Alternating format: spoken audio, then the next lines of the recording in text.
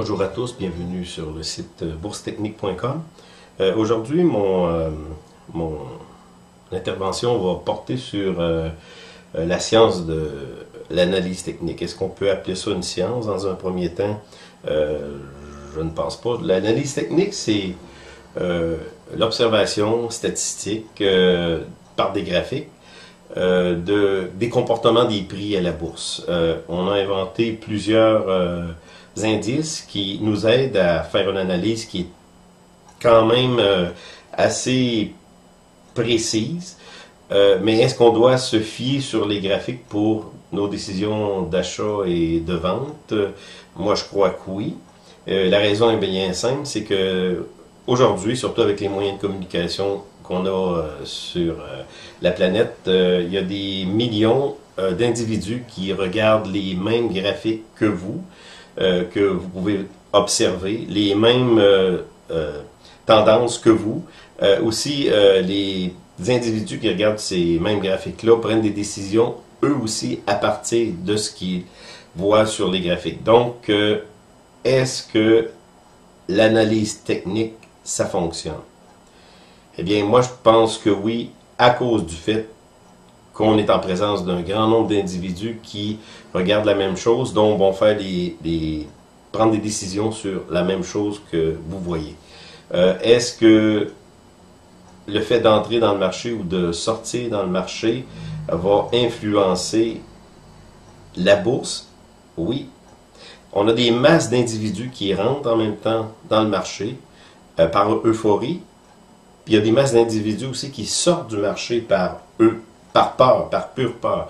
Donc, ça produit des mouvements qui sont difficiles à voir quand on regarde tous les jours les nouvelles ou on lit la presse, le nouvelles économiques dans des journaux quotidiens, hebdomadaires, mensuels. On ne peut pas se faire une bonne idée de l'économie réelle en entendant tout ce qu'on entend dans les médias, surtout aujourd'hui avec Internet.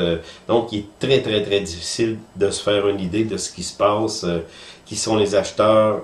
Il y a moyen de le savoir, oui, mais est-ce que ces différents acteurs, là, qu'ils soient des investisseurs long terme, des traders, est-ce qu'ils vont influencer le marché? Eh bien, oui, ils l'influencent. Ils sont participants à la construction de tendances autant haussières que baissières. Les tendances haussières aussi, il y a quelque chose qui est particulier, va se développer. La tendance haussière va se développer moins rapidement qu'une tendance baissière, qu'un marché baissier. Habituellement, les marchés baissiers qu'on a constatés dans les dernières décennies se font assez rapidement. Est-ce qu'on est proche d'un marché baissier? Moi, je crois que oui, personnellement.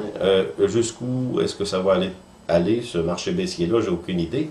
Cependant, oui, on s'approche d'un marché baissier qui peut peut-être terminer assez raide.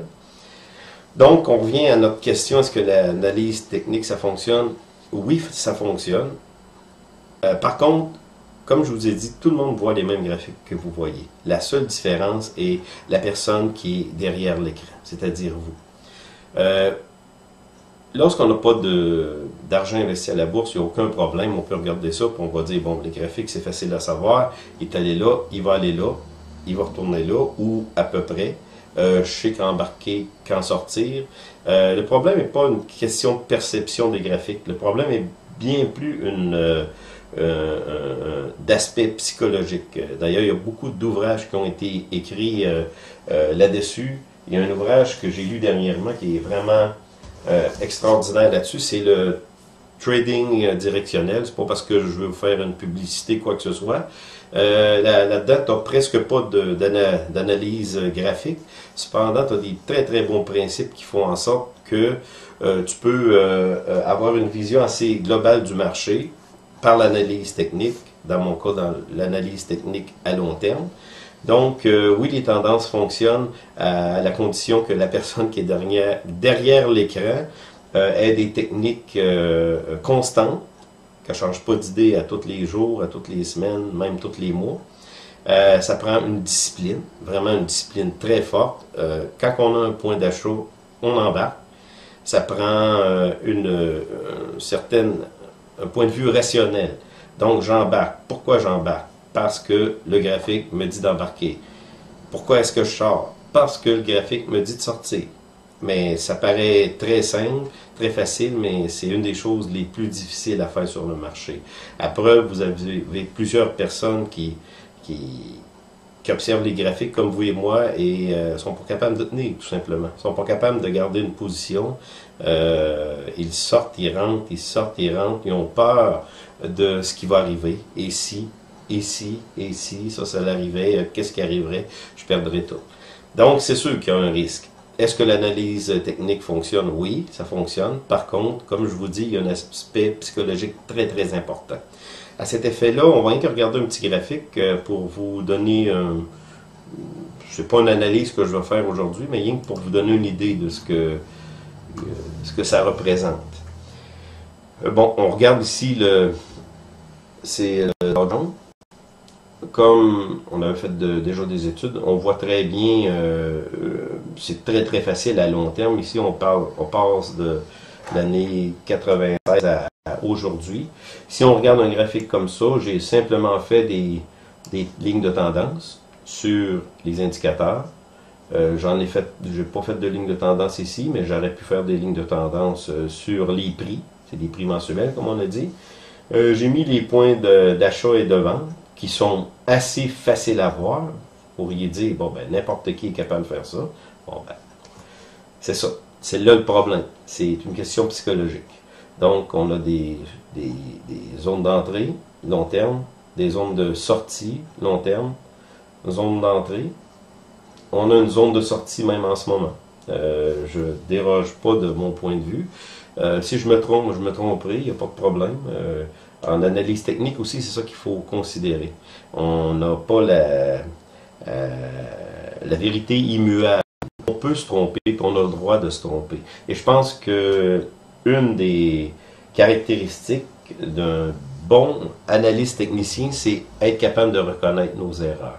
Quand on se trompe, on corrige, c'est-à-dire soit qu'on sort du marché ou soit on rentre du marché. Si on a perçu une tendance haussière et puis on s'est trompé, bon, c'est pas plus grave que ça. On a un peu de perte, mais on sort du marché. Si on a, excusez, je me suis trompé dans mon exemple. Si on a perçu une tendance haussière et puis on s'obstine à jouer contre le marché ou on veut pas embarquer, on sait très bien que le marché continue à monter, mais on se dit, bon, ben, ça doit être le point final.